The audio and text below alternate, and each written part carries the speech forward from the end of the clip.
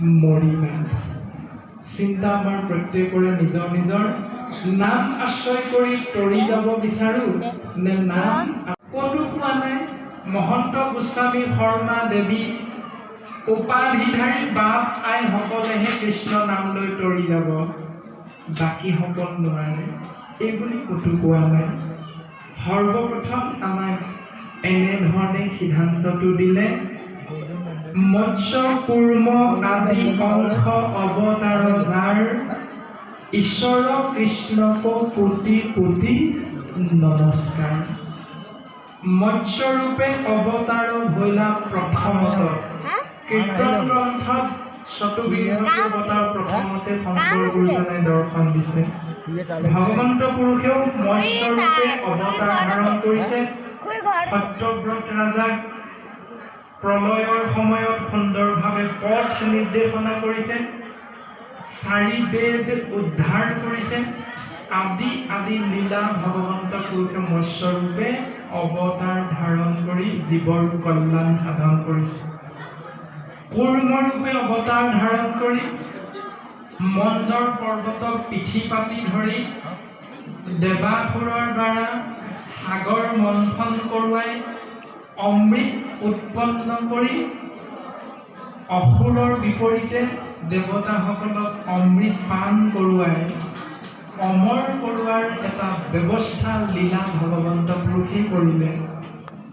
ইয়াক পদে আমাক প্ৰকাশ কৰিলে, সেই মৎস্য কুৰ্ম আদি অংশবিলাক অৱতাৰ স্বৰূপে ধাৰণ কৰিছে কোনে?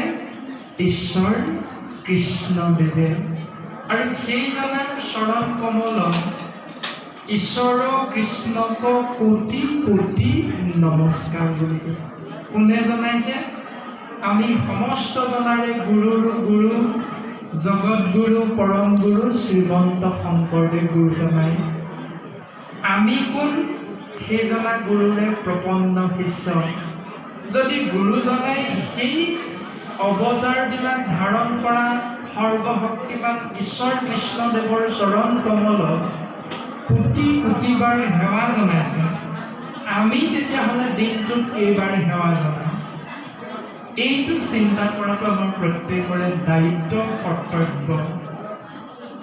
এইটো চিন্তা কৰাটো আমাৰ প্ৰত্যেকৰে অতীৱ প্ৰয়োজন। তেতিয়াহে আমাৰ মংগল হ'ব নে নহয় আমি এটা ধাৰণা কৰিব পাৰিম। আমি সেৱা কৰাটো দূৰৰে কথা, সেই প্ৰাণীবিলাকক হত্যা নকৰাকৈ, হিংসা নকৰাকৈ এসাঁজ সিদ্ধও হয়তো আমি খাবলৈ অপাৰগ হৈ যাম।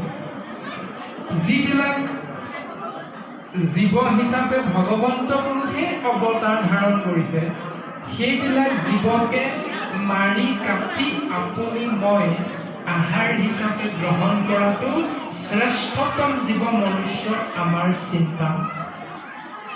আমাৰ কৰ্মটো শুদ্ধ নে অশুদ্ধ চিন্তা কৰাটো আমাৰ অতীৱ প্ৰয়োজন।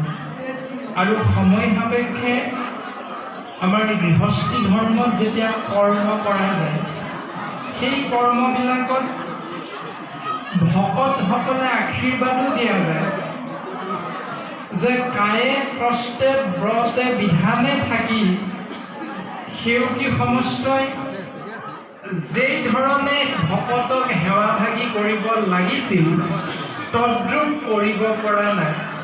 আভাস মাত্ৰ এটি চিন দৰ্শাইছে, এই সেৱাতেই ভগৱন্ত বস্তু সেউকীৰ প্ৰতি সুপ্ৰসন্ন হওক। সমস্ত জনা ভকতে ও হৰি ও ৰাম, জয় ৰাম বোলা, জয় হৰি বোলা, হৰি সন্তোষাৰ্থে হৰি বোলা আদি আদি ধৰণে মুখ পদ্মকান্তে ভগৱন্তৰ চৰণত সেৱা নিবেদন। যদি কায় কষ্টে ব্ৰতে বিধানে আছে সেৱকীসকল, তেতিয়াহ'লে সেই একাদশ দিৱসৰ অনুষ্ঠান ভাগি ভকতে কিয় মৎস্য গ্ৰহণ কৰে? কায় কষ্টে ব্ৰতে থাকি মৎস্য খাবৰ বাবে ভকতে আশীৰ্বাদ দিয়াটো শাস্ত্ৰসন্মত হয় নেকি? এইটো চিন্তা কৰাটো আমাৰ প্ৰত্যেকৰে দায়িত্ব, কৰ্তব্য। কাৰণ মৎস্য কুৰ্ম আদি অংশ অৱতাৰ যাৰ। যিজনে অৱতাৰ ধাৰণ কৰিছে সেইজনৰ চৰণতে আমি সেৱা নিবেদন কৰি আছো। প্ৰভু তুমি কৃপা কৰা। তেওঁ কৃপা কৰিবনে নকৰে চিন্তা আমি কৰিলেই সমস্ত জনাই বুজি পাওঁ। নমো নমো মধুমূৰ ৰিপু মহাহৰি অন্ত্যজু উত্তম আতি হৈ জাকচ মৰি। নমো নমো সেই ঈশ্বৰ পুৰুষৰ নাম শ্ৰৱণ আৰু কীৰ্তন মহাভক্তি আশ্ৰয় কৰিলে তৰি যাব পাৰিব। এয়া শাস্ত্ৰৰ স্থিৰ সিদ্ধান্ত। তেনে ক্ষেত্ৰত আমি সমাজত নিশ্চয় কৰিলে সেইজন মহাহৰি ঈশ্বৰ কৃষ্ণদেৱৰ চৰণ কমলত কৃপালু শ্ৰীমন্ত শংকৰদেৱ গুৰুজনাই হাজাৰ হাজাৰ বাৰ সেৱা নিবেদন কৰিছে। আৰু আমি 24 ঘণ্টীয়া এটা দিনত কেইবাৰ কেইজনক সেৱা কৰোঁ চিন্তা আপোনাৰ নিজৰ বুজি। সেইজনক সেৱা কৰিবলৈ আমাৰ গৃহৰ মধ্যে গুৰু গৃহ আছেনে নাই আৰু সন্দেহ আছে। যাক আমি প্ৰতিষ্ঠা কৰিব নাই ভগৱন্তক প্ৰতিষ্ঠা কৰি তেওঁক দিনে ৰাতিয়ে চিন্তা কৰিবৰ বাবে আপুনি মই চিন্তা কৰিছোনে নাই কৰা এইটো ভাবিলেই আমি প্ৰত্যেকে উত্তৰটো পাই যাম। প্ৰভু ভগৱন্ত ভকতৰ নৱনিধি হৰিক স্মৰণে আৰম্ভৰ শৌক সিদ্ধি। ভগৱন্ত এজন মহাভকতৰ বাবে ন আনন্দৰ গৰাকী নভাগী ঐশ্বৰ্যৰ গৰাকী নৱনিধি বুলি সিদ্ধান্ত দিছে। আৰু সেইজনা ঈশ্বৰ কৃষ্ণৰ নাম আশ্ৰয় কৰিলেহে জীৱৰ কৰ্ম সম্ফল হ'ব বুলি সিদ্ধান্ত দিছে।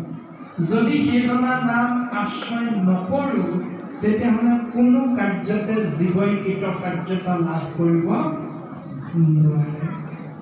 আৰু এনেহেন ঈশ্বৰ কৃষ্ণ প্ৰভু ভগৱন্তৰ নাম কোনে আশ্ৰয় কৰি আমাক উপদেশটো দৰ্শন কৰাইছে? পৰীক্ষিত নামৰ এজন ৰজা। পৰীক্ষিত মুখ্য কথা দ্বাদশ স্কন্ধৰ কৃষ্ণৰ চৰণে ধনে কিংকৰ কৃষ্ণৰ। পৰীক্ষিত ৰজাই মুখ্য প্ৰাপ্তি লাভ কৰিব পৰা দ্বাদশ স্কন্ধ যুক্ত মহাভাগৱত শাস্ত্ৰ মহামানী শুকগুৰুৱে প্ৰকাশ কৰি আছে। আৰু শুকগুৰুৰ কৃপাৰ বশত লাভ কৰা সেই ভাগৱত তত্ত্ব প্ৰথম স্কন্ধৰ পৰা দ্বাদশ পৰ্যন্তে পহিলা ৰাজাত মহামুনীন্দ্ৰ মহন্তে সংক্ষেপ কৰিয়া উদ্ধাৰিয়া তাৰ হাৰ শংকৰে ৰচিলা কৃষ্ণ চৰিত্ৰ পয়াৰ। কৃপালু শ্ৰীমন্ত শংকৰদেৱ গুৰুজনাই আমাক কৃপা কৰি পদচন্দ ছবি চন্দ দুলৰি চন্দ লেছাৰী চন্দ জোনা চন্দ আদি সমস্ততে কৃপা কৰি দিলে। মহামানী বেদব্যাসে সংস্কৃতত প্ৰণয়ন কৰা সেই মহাভাগৱত সাৰ তত্ত্ব উদ্ধাৰ কৰি অসমীয়াতে সুন্দৰভাৱে আমাক বুজিব পৰাকৈ গুৰুজন বস্তুৱে কৃপা কৰি অসমীয়া জাতিক গৌৰৱান্বিত কৰি থৈ গ'ল। অসমীয়া ভাষাটো ধৰ্মীয় ভাষা হিচাপে স্বীকৃতি দি থৈ গৈছে। ইমান কৃপা কৰি থৈ গৈছে শ্ৰীমন্ত শংকৰদেৱ গুৰুজনে। আৰু তাৰ পাছতো আমি সেইজনা গুৰু কোন শংকৰদেৱ বুলি হয়তো অৱমাননা কৰি আহিছোঁ, সময়ে সময়ে ইতিকিং কৰি আহিছোঁ সেইজনা গুৰু। এইটো হ'ল শ্ৰেষ্ঠতম জীৱ মনুষ্যৰ নিকৃষ্টতম চিন্তা। বৰ্তমান পদে আমাক তেনেধৰণে সিদ্ধান্ত দিলে। আপোনাৰ সমস্ত জনা সৰ্বজানন্তা কাহিনীমূলকভাৱে জানে যে পৰীক্ষিত ৰাজাই এটি ভুল কৰ্ম কৰাৰ বাবে অভিশাপিত হ'ব লগা হৈছিল শ্ৰমিক মুনিৰ পুত্ৰ শৃংগী মুনিৰ পৰা। আৰু শৃংগী মুনিৰ পৰা অভিশাপিত হৈ 7 দিন 7 ৰাতিৰ ভিতৰত তক্ষক নামৰ কালসৰ্পত কৰিব। পৰীক্ষিতে কিন্তু ভুল কৰোঁতে মৰা হাত এটাহে আশ্ৰয় লৈছিল। মৰা হাত আশ্ৰয় কৰি জীয়া সাপৰ ভয়ত পৰীক্ষিতে 7 দিন 7 ৰাতি দিন কটাব লগা হৈছে। আহিলোঁ আৰু যামগৈও আমি এই 7 দিনৰে কোনোবা এটা দিনত। পাৰ্থক্য মাত্ৰ এইটোৱে, পৰীক্ষিতে জানিছিল 7 দিন 7 ৰাতিৰ ভিতৰতে তেওঁৰ মৃত্যু নিশ্চিত।